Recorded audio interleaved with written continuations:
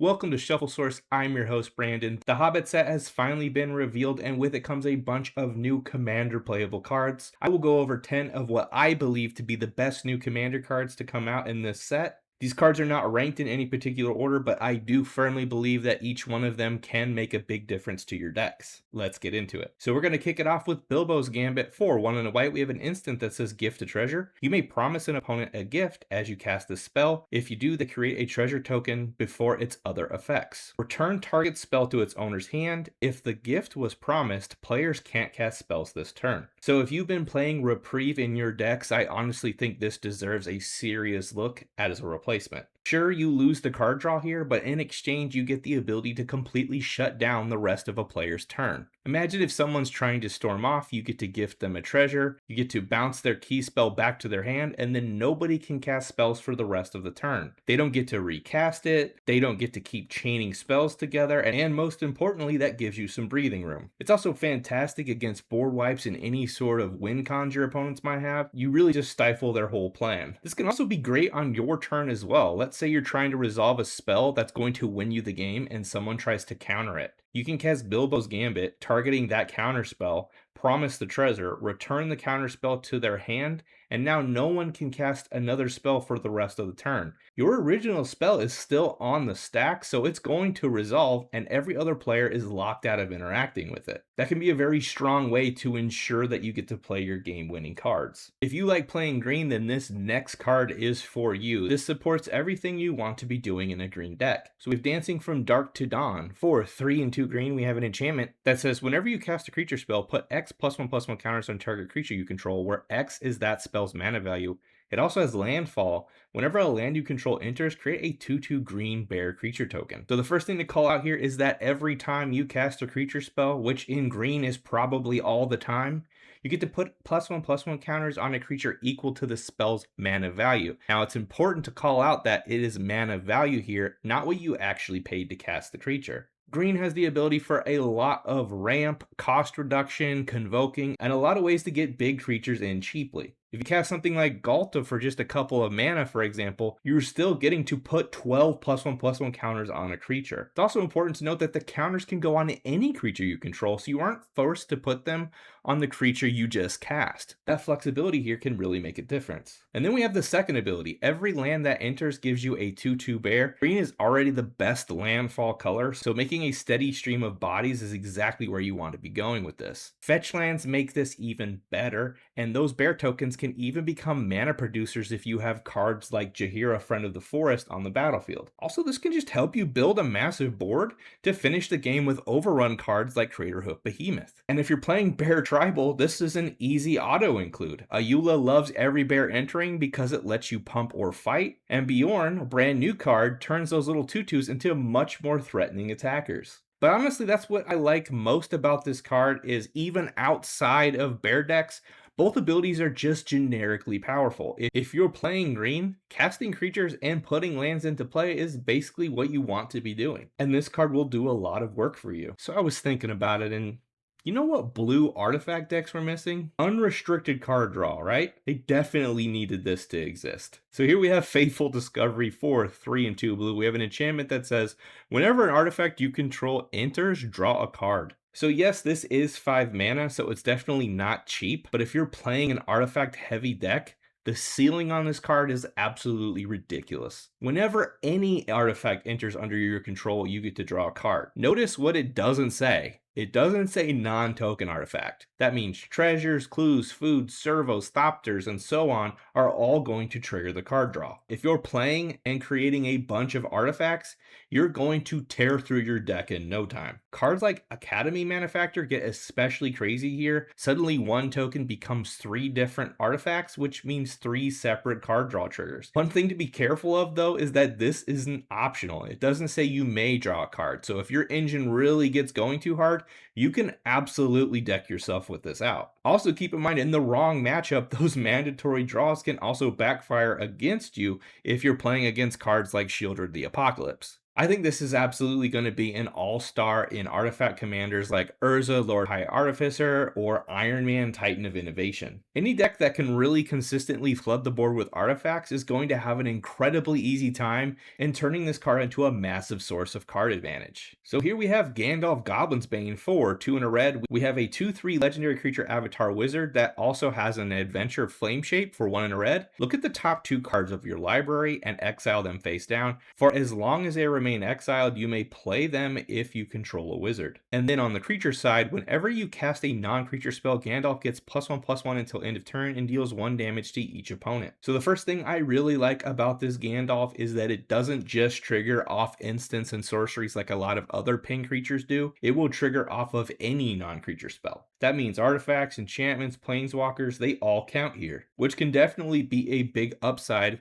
compared to a lot of the other spell slinging payoff cards. Every time you cast one of those spells, Gandalf will ping each opponent for 1 damage and will get +1/+1 until end of turn. The damage can really add up surprisingly quickly, especially in decks that can really storm off. I think that this card is an absolute slam dunk in Kuja Genome Sorcerer. The adventure side gives you another spell to cast before Gandalf even enters the battlefield, which helps fuel Kuja's ping damage game plan, and then once Gandalf is in play, every non-creature spell is another source of damage. Also, if you flip Kuja, Gandalf also becomes a legitimate combat threat because all of those boosts to his powers from casting spells will deal double damage in combat. Beyond that, I think that this card naturally slots into a lot of Spellslinger commanders and any wizard typal decks that have red in it. I could even see this showing up in a Prosper Tomebound build, since the adventure side exiles cards you can play later, giving Prosper another way to generate value while Gandalf rewards you then for casting those spells. Between the card advantage and the consistent damage that he can do,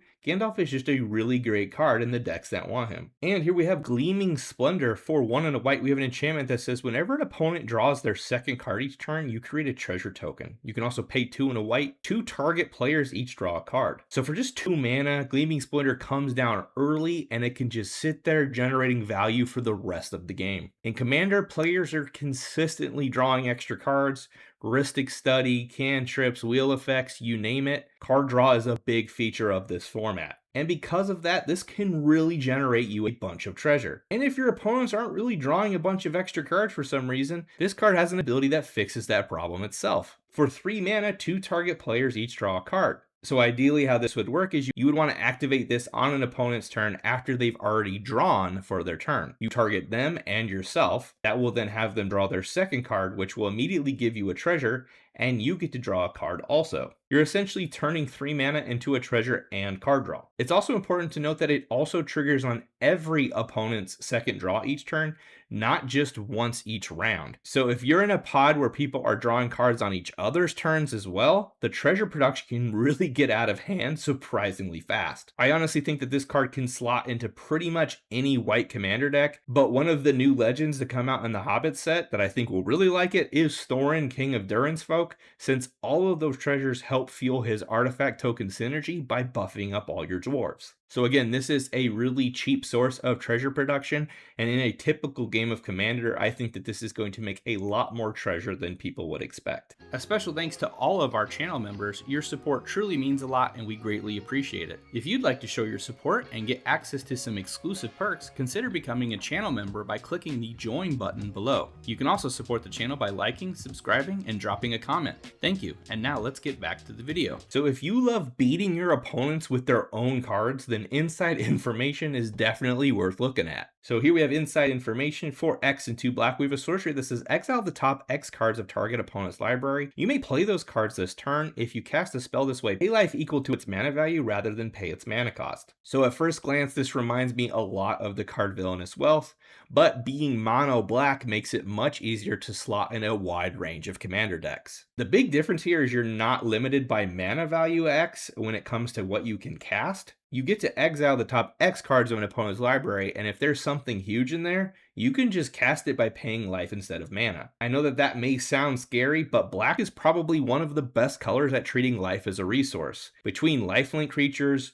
gray merchant effects, and huge life swings from cards like Exsanguinate, Getting that life back usually isn't that difficult. Keep in mind, you start with 40 life in Commander, so it is definitely a resource you should use. Theft decks are absolutely going to love this card. Don Andres, the Renegade, is a great example since he rewards you for casting spells you don't own, which allows you to turn your opponent's cards into even more value on your side of the board. Even outside of dedicated theft strategies, I think that this is a really fun mono black payoff. It scales with the game, lets you play cards you normally never could, and black has plenty of ways to offset the life you're spending. So I think that this is one of the best equipment cards that we've gotten in quite a while. Here we have Orcrist Goblin-cleaver for 3 colorless. We have a legendary artifact equipment that says equipped creature gets +2/+2 and has trample. Whenever equipped creature deals combat damage to a player, choose a creature type, create a treasure token for each creature you control of that type, and it has an equip cost of 3. If you're playing a typal deck that likes to flood the board,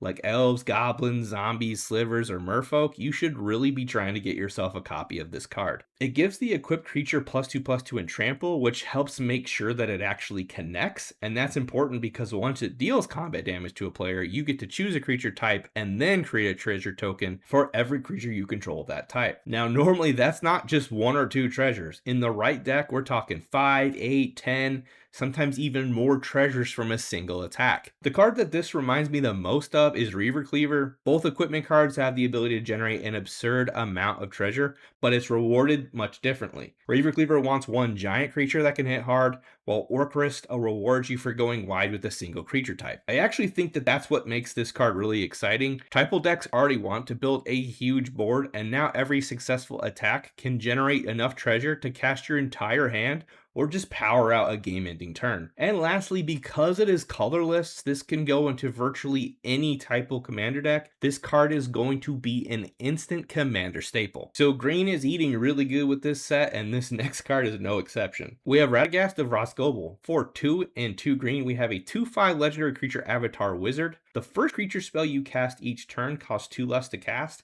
and can be cast as though it had flash. Now, most people are going to focus on the cost reduction aspect, and that is great. Over a full turn cycle, if you cast a creature on every player's turn, you effectively saved 8 mana. But honestly, I think it's the flash that really pushes this card over the top. Instead of tapping out to play all of your creatures on your turn, you get to play much more reactive and see what your opponents are doing. Someone attacks you with a flyer, flash in a creature with flying or reach. Somebody wipes the board, flash in a threat on the end step before your turn. It lets you play green in a way that your opponents just aren't expecting. It also makes your game plan much harder to read. Green can often be very telegraphed. Rather than dumping all your creatures onto the battlefield during your turn, you can spread them across the table's turn cycle and always threaten interaction. It also plays very well with creatures that have enter the battlefield abilities because now you get to deploy them exactly when they're the most impactful instead of being forced to cast them on your turn. And I think it goes without saying, but if you pair this with something like Seedborn Muse, things get absolutely absurd. Untapping all of your lands every turn means you'll have no problem casting discounted creatures at instant speed on every player's turn. Whether that's Hydras, Dinosaur, Eldrazi, or just giant green monsters, the value adds up incredibly fast. I think that this can fit into almost any green stompy deck. If your strategy revolves around casting big creatures,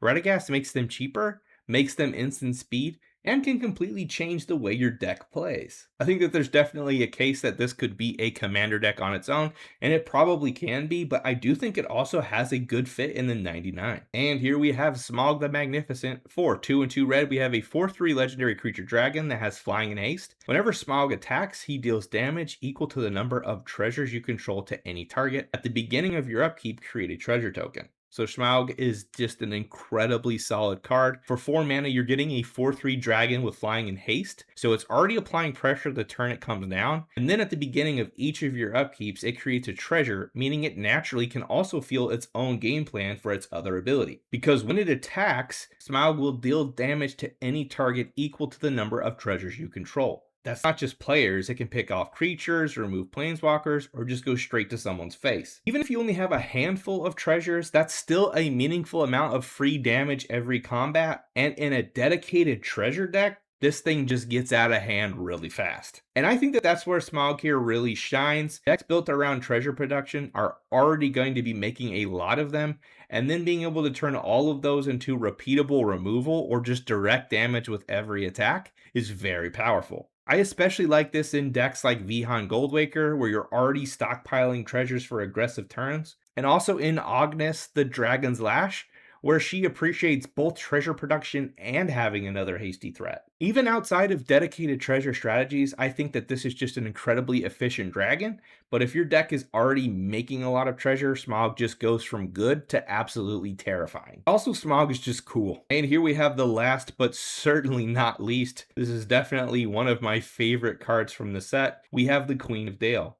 For 1/1 white, we have a 2/1 legendary creature human noble that says whenever an opponent casts their first non-creature spell each turn, you recruit. To recruit, you draw a card, then discard a card. If you discard a non-land card, create a 1/1 white human soldier creature token. So if you've never seen Recruit before, you'll notice it looks a lot like Connive. You draw a card and then discard a card, but instead of putting a +1/+1 counter on a creature, if you discard a non-land card, you get to create a 1/1 human soldier token instead. Now what really pushes this card over the top is the trigger condition. Whenever an opponent casts their first non-creature spell each turn, you recruit. In Commander, non-creature spells are everywhere, and because it checks each opponent's turn, it is very realistic to get 2 or 3 triggers in every turn cycle. That means that you're filtering through your deck while steadily building an army of human tokens at the same time. I also love how flexible this card is. The card filtering helps graveyard strategies by letting you pitch cards you want in the graveyard, while the tokens are perfect for sacrifice decks,